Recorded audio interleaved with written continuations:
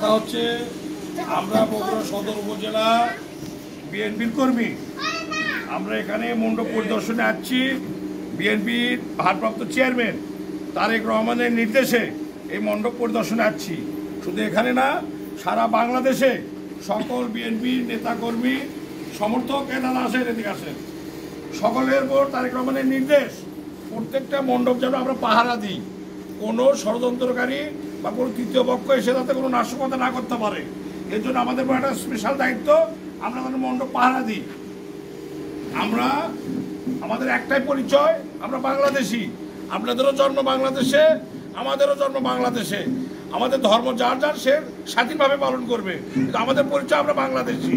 আমাদের এর চেয়ে বড় পরিচয় আর কিছু হওয়ার দরকার নাই। ইতিপূর্বে আপনাদেরকে নাম ব্যবহার করে অনেক রাজনৈতিক দল বা অনেক গোষ্ঠীরা শুধু নামই ব্যবহার করেছে, তা আপনি এখানে পরিপূর্ণভাবে সাহায্য সহযোগিতা সার্বিক নিরাপত্তা ব্যাহত করছে।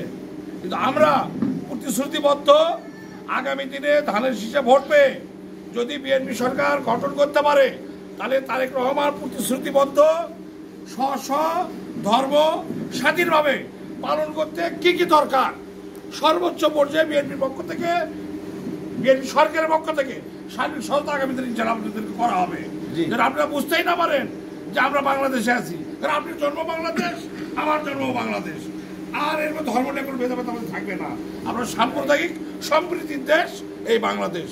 তো এই কথাটা এই তারেক রহমানের এই মেসেজটুকু দেওয়ার জন্য এবং আপনাদের এখানে যাতে কোনো নাশকতা না ঘটে এটা নজরদারি করার জন্য আমরা এই পরিদর্শনে এসেছি। সকলকে ধন্যবাদ। আল্লাহ।